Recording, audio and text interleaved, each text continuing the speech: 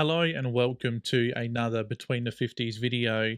My name is Rusty. If you are new here, welcome. Between the 50s is a podcast on our YouTube channel talking about all things Australian rules football.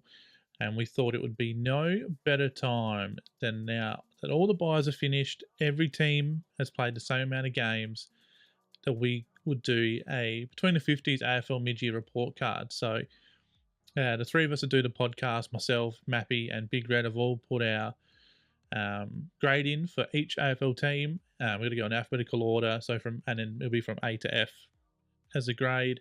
And yeah, we'll just go through it all, see which teams. Obviously, we know which one's probably doing the best at the minute with their grades, and obviously they're on top of the ladder. But see if there's any disparity between the three of us sinking wise, where each team is at this time of the year, with about 9 rounds left, whatever's left. So yeah, if you're new here, please like and subscribe. We're trying to grow the channel. We also do a podcast every Monday night that we put up onto YouTube, but it's also on Spotify and Apple Podcasts and that. And yeah, as you can see in the bottom right hand of the screen, we're going to do another live watch along of the St Kilda vs Port game Sunday afternoon at 1 o'clock. So that'll be on the YouTube channel here. I'm not sure who'll be joining me yet. I know Big Red's pretty keen, so that'll be good fun. So join us in on that. And yeah, without any further ado, let's get stuck into the first graded team, which will be the Adelaide Crows. So first up on the list is the Adelaide Crows, as we said, who have struggled massively so far this year, just with the 4 wins, 9 losses, and that draw against Collingwood. Sit 15th on the ladder, and it's going to be a long road ahead the last 9 weeks to try and somehow make something of this season. Finals is probably out the question, but whether they can sort of get some form back in the second half of the year. Looking ahead to next year, I guess. So the 3 grades below, obviously, I'm Rusty, so I have done put a D, should I say, for the Crows, Mappy an F, and Big Red an F. So obviously, a lot of people thought that the Crows were finals bound this year, or going to be very close to finals bound. They almost made it last year. If it wasn't for the Swans game, obviously, where they kicked a goal, they sort of hit the post, that sort of thing late in the year. They had a couple of close games against Collingwood as well. They could have gone either way last year, but this year, just their form's been not great. Nothing like the team that played the second half of last year, I think, anyway. I just put a D because F's a pretty harsh grade. They have had a couple of good wins, and maybe they're not as good as people thought they are. So they've obviously got some holes in their list. Their midfield's very same, which they're trying to address. So, yep, that's it for the Crows. A D and F for Mappy and Big Red. And let's move on to Brisbane. Right, so Brisbane, what a last month or 5 weeks they've had. Early on, probably midway through that first half of the year, after around 7 or 8, they looked just about shot. They were really struggling. They had lots of injuries, weren't playing good footy at all, but they've managed to, the last month, just get some wins together. They've won twice at Adelaide Oval. They also had a really big win against Richmond by 100 points, which helps. I'm trying to think who else they've beaten in that time, but 7 wins, 6 losses and a draw, sit 10th on the ladder. I think only 2 points outside the top 8. I reckon they'll get there in the end, but obviously it hasn't been the start of the year that they'd hoped. Everyone thought they'd be locked for top 4. They could probably still make it, but yeah, they had some really unimpressive games to start the year, so I've given them a C. Mappy's given them a D, and Big Red himself a C minus. So pretty even there. I think we all acknowledge that they haven't been great, but they could definitely change it around second half of the year. And the last 4 or 5 weeks, as I said, they've starting to get their form back, starting to get some players back. Hipwood's kicking goals, Danaher's kicking goals. They thrashed Port on the weekend, so I reckon it's only up for Brisbane from here. But yeah, definitely been a scratchy start, and definitely worthy of a C and D. But yeah, on to the next team. Now on to Carlton. It hates me to say this, but they've been very, very good this year with the 10 wins, sitting pretty second on the ladder there. Probably the second best team overall so far this season, and very worthy of 3 A's across the board there from myself, Mappy, and Big Red. So all in agreement there. Definitely going to be a big player come September. and they very well could go all the way. And yeah, and can win the whole thing. I think it's up for grabs. We'll get to Sydney, but yeah, the Blues have definitely been the second best side I think this year to this point. And yeah, going to be an exciting second half of the year for the Blues fans, and we know they turn out in numbers. So yeah, going to be interesting to see how they go. And on to the Pies. Righto, so Collingwood has been so up and down this year, but they're still in fourth spot, aren't they? I find that crazy to look at. I feel like they've been really haven't been great at times. They've been really good at times. They always just find a way to get over the line, as they always do since Craig McRae's taken over as coach. And they've had plenty of injuries too. So to be sitting 8 wins, 4 losses, and obviously the 2 draws in fourth spot. When they get these players back and it gets to the second half of the year, you watch the Pies really step it up to another level, and they're well in the hunt to go back to back, I think, and to finish top 4. Just need to get their star players healthy back in the side, and yeah, that's why I've gone for a B plus. I think they've weathered the storm well enough, I think, and now they can really explode second half of the year. And Mappy's also gone with a B, and Big Red a B plus himself, so all pretty much in agreement there. Pies are going to be set for a huge second half of the year. And yeah, after a scratchy, I think they lost their first 3, and then they beat Brisbane, didn't they? So and then they've been on a decent run from there with those couple of draws. They love the close games, and yeah, I'm sure they will go get firing second half of the year and put in a big shout to go back to back onto the Bombers. So my mighty Bombers, I find it really hard to grade because I sit very unsure still about Essendon, like most teams, most AFL supporters are. But you also can't lie that we're sitting third on the ladder with 9 wins. We haven't lost any games that we really shouldn't have, in terms of, like, we've beaten West Coast, beaten North Melbourne, beaten St Kilda, beaten Western Bulldogs. Yes, we lost to the Giants, but not the Giants, the Gold Coast, but they haven't lost at home this year. We weren't favourites. And I think we've only been favourites in like 3 or something of the 13, 14 games we've played, which just shows, I think, yeah, people obviously don't trust us yet. People are, I think, waiting for us to go backwards. Let's hope that doesn't happen for my sake. But yeah, I'll give them an A minus. I think they deserve that grade. Probably not. They lost 2 or 3 in a row there, where Gold Coast, Carlton game, almost beat Collingwood. Just one of those wins, I reckon I would have given them a solid A. But A minus to me. Mappy's given him an A, and Big Red is biased B opinion. Nah, I think he's one that says that Essendon has beaten no one really significant. But you can only beat what's in front of you so far. So, but yeah, B minus probably pretty fair enough as well in his eyes. And on to the Dockers. Now, Fremantle for me were another hard team to judge. They've been really, really good in patches, but also been pretty ordinary in some patches too. So they're sitting 5th there on the ladder with 8 wins. A lot of teams with a draw this year. It's crazy. Good thing on their side, they got really good percentage. That win against Melbourne helped that a lot.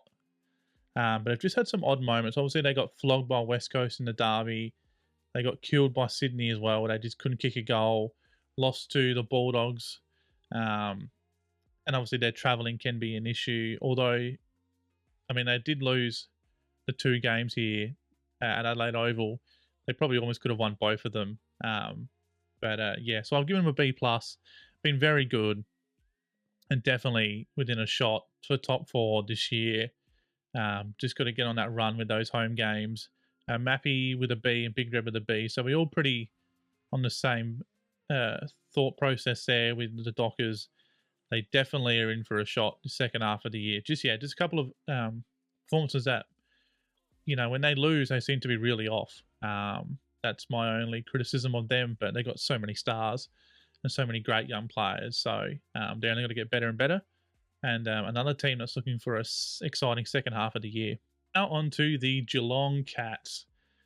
What an odd season. 7-0, and they're 1-6 since.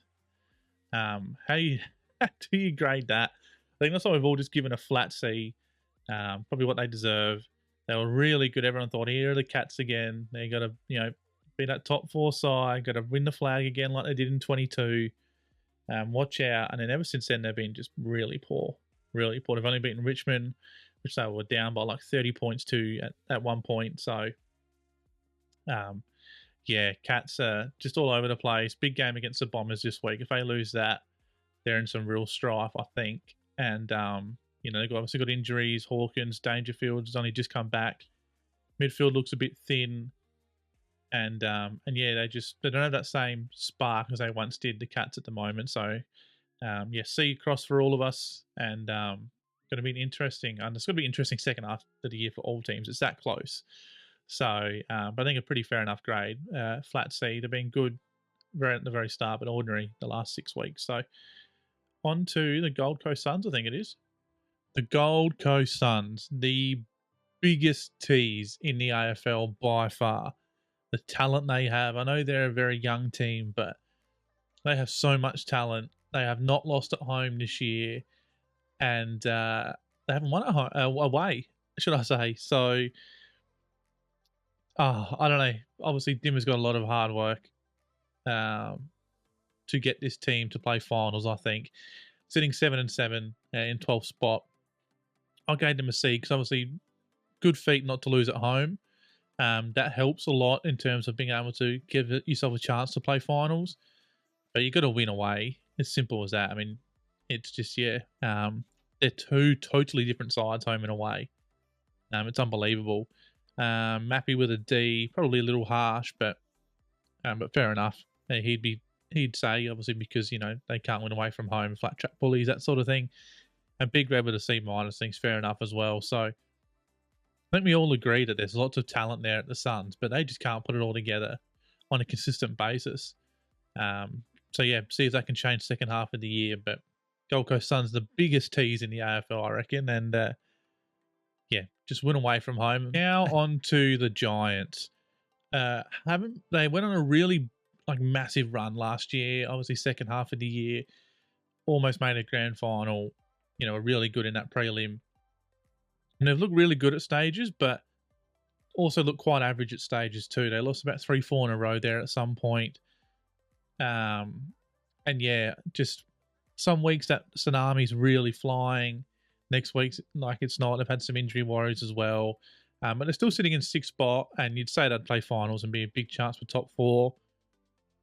If they can get their real game going, I think it's one of the best and stacks up, finals time. We've seen that. So I'll give them a B minus, Mappy with a B, Big Red with a C. Might be a little harsh, C, being 6 on the ladder. It's a very even comp this year, but probably understand that you probably would have expected them to be a little better than they have been so far this year, and have lost to some teams that haven't been that great. So yeah, probably fair enough. All 3 grades there, and yeah, we'll see what they can do the second half of the year. But definitely, pass mark, but they could have been a lot better. Now on to the surprise packet for me so far this year. And I think most people probably think the same thing, but the Hawks, even though they're sitting 13th, they're 7-7. They've had a huge last 6 weeks. Really, the only game they lost that they should have beaten Port. They were up by 40 points, beaten the Crows. I'm trying to think about themselves. They're beaten off the top of my head now, but been on a real roll. And yeah, what's going to happen second half of the year with these guys? Can they keep it up? Can they play finals? Who knows? I doubt it, but they're not that far away. And it just shows that the Mitchell and the growth that he's got with this group. It's exciting for Hawks fans. I've given them an A purely on where I thought they would be. I thought they'd be bottom 4. Obviously, they're still almost there, but they're not playing like a bottom 4 side. They're challenging everybody every week. And where I thought they might only win 4, 5, 6 games for the year, they've already won 7. So they're well above where I thought they'd be. And they're one of the most exciting teams, I feel, to watch in the comp. So they're very attacking. When their pressure's up and going, it's great to watch. Mappy's gone a C. I reckon that's super harsh. But maybe we can get him to explain why on the podcast. And Big Red's gone with a B+. So bit of mixed grades there, which is good to see. I suppose everyone has different opinions. Mappy C, Don't know about that. Maybe my A's a little too nice and too positive for the Hawks as well. Obviously, they've got a long way to go, but you got to love what they're doing so far this year. Now on to another team that's been a real tease this year as well is the Demons. 8-6, sitting in ninth. They obviously had some good wins early on, but have been real average the last 3-4 weeks. Obviously got lots of injuries, and like Pachaka's done for the year. Clayton Oliver and the issues he's had, and he's obviously got tagged out in the game the last couple of weeks, which hasn't helped as well. Their forward line is shocking. It just doesn't work, in my opinion. So I think we've all gone straight D's, which is pretty fair enough.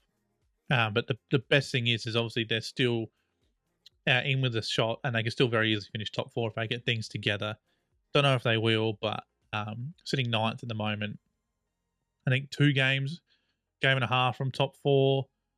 So it can change very quickly, but I just can't see them going far with that forward line. Yeah, if they do what they did, they'll probably do like similar to last year, go out in straight sets or lose elimination final. They just can't keep winning scores week in, week out. And I think these are pretty fair enough grading for the Demons so far this year. Now on to North Melbourne. I found the Kangaroos quite hard to grade because they've had some real horrible losses, yes. I feel like they've been okay the last 3-4 weeks, but what did we expect from North? Did we expect them to be, doing a Hawthorn or something like that? Did we expect them to only have 1 win? Probably not as well. But that's why I think I've gone for an E. Just, not great times, although they've got such good young talent. I love Wardlaw. She's also very good. LDU's a gun. Larky's a great forward. Just their backline also worries me a bit. They played really like a decent game against Melbourne on the weekend. Probably, they thought they were going to get over the line towards the end there, but just didn't. But yeah, I think just still, because they've only had the 1 win, you've got to give them a pretty average grading. So E for me, Mappy's gone for an F, and Big Red gone a D. So hopefully they can get a couple more wins second half of the year and build a bit of confidence going into 2025. Now, the talk of the AFL at the moment, in terms of all the news and stuff going on at the club. Port Adelaide started the year like a house on fire, just continue to lose big games. Lost the showdown again, and then they beat Geelong the week after, but they almost lost that. Got destroyed by Brisbane, lost to Greater Western Sydney the week before. I don't know, they're just not playing great footy. I think they've almost lost their last 4 at home. Kenny's under the pump, the midfield's under the pump, Captain Connor Rosie's under the pump. Going to be a big game against the St Kilda Footy Club this week. We will be live on YouTube, so make sure to check that out. But yeah, 3 C's for all of us. I think that's fair enough. Still sitting in 8th, still can make top 4 and figure it out, but things aren't looking too great at the moment for Port. And it's crazy to say that when they're sitting 8th. There's a few teams like that. Melbourne, Giants have been up and down. Geelong is another prime example. Still in the 8 somehow. But yeah, it's going to be a huge second half of the year for Port. And 1 or 2 more bad performances, and I reckon Hinkley's gone. So watch your space with that. And yeah, that's why we wanted to do a live this week for that game. It could be fireworks. Who knows what's going to happen? But yeah, C's for all of us for Port Adelaide. Now on to the Richmond Tigers. What a crappy year for the Tigers, hasn't it? It just hasn't gone well from start to finish. They've got lots of stars that are getting towards the end of their career. It was great to see Dusty get his accolades for his 300th, and what a career he's had. If he continues to go on next year or not, but so far this year they just haven't been up to scratch. They've been pretty poor. Been in some games, but just I don't know. They're obviously going backwards. They had their really awesome era where they won 3 grand finals and had some really awesome times, and now they're going to have to rebuild their way back up. Might take them a while. They do have some decent young kids that are coming through. Obviously, they've had terrible injuries as well. They can't get Lynch on the park. Lafau looked all right. He keeps getting in, or he got injured. Prestia gets injured all the time. Graham's always injured. So yeah, it just hasn't been a great year for Richmond, and I think F is probably a fair assumption of where they're at now, and probably will be for the rest of the year. I think, yeah. Now only 4 teams to go. The Saints are another team that have been disappointing this year, and Ross Lyon hasn't been able to get this team to play some free flowing attacking footy like you saw last year. And at the beginning of the season, they played a bit of it. They had a really good game against Collingwood where they just attacked the Pies at the G, and they managed to get over the top of them, which was so good to see. They looked exciting. But since then, just most boring team I think to watch. They don't play attacking footy at all.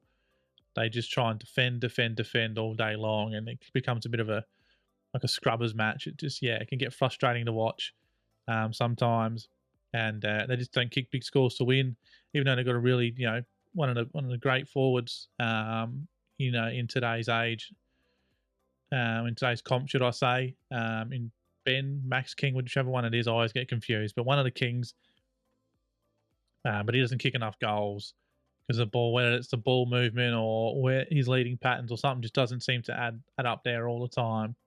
And they've been real average this year. So D minus for me, D for Mappy, E for Big Red.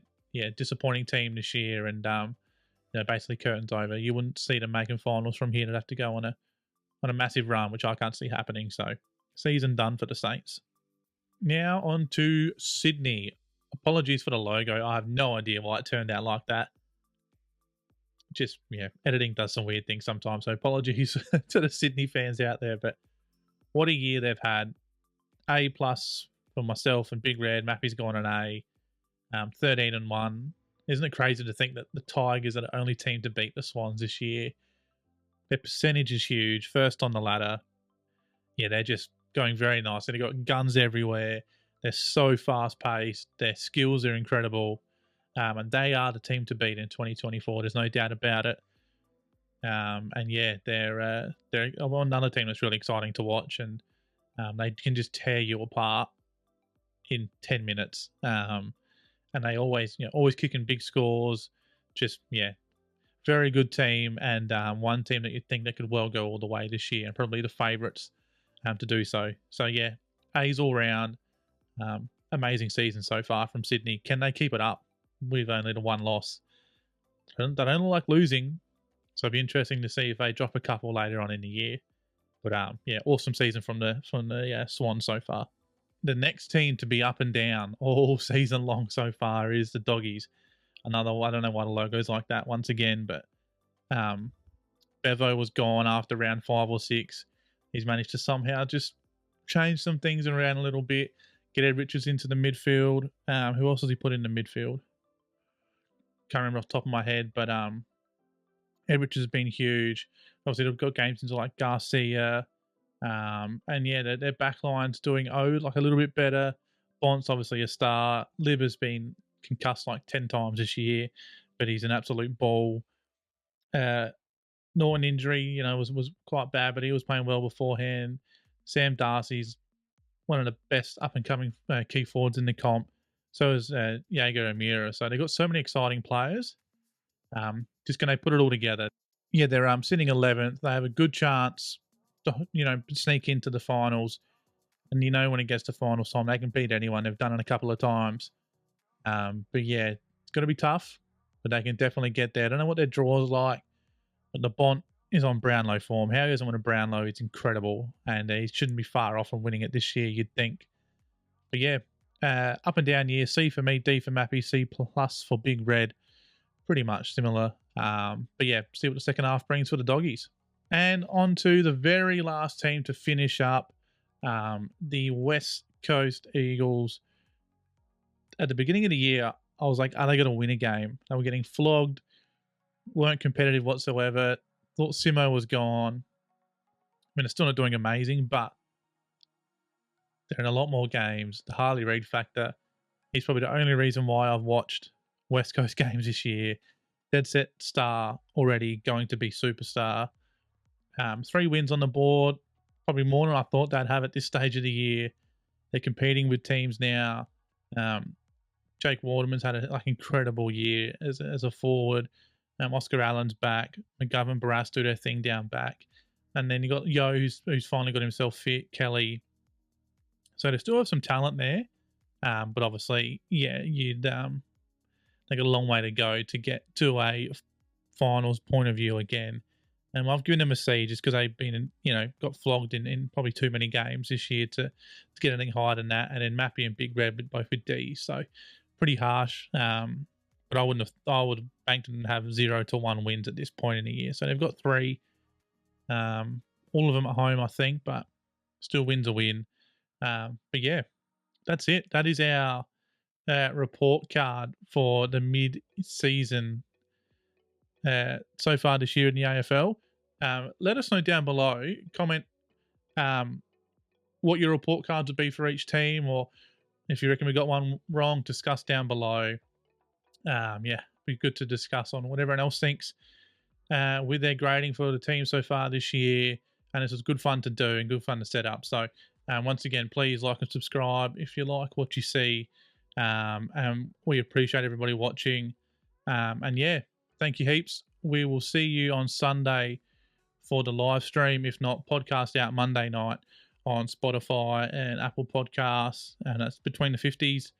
And then normally the video is out on YouTube on Tuesday. So thank you very much to everybody. And yeah, comment below what you think. And we'll be back with another video soon. Cheers.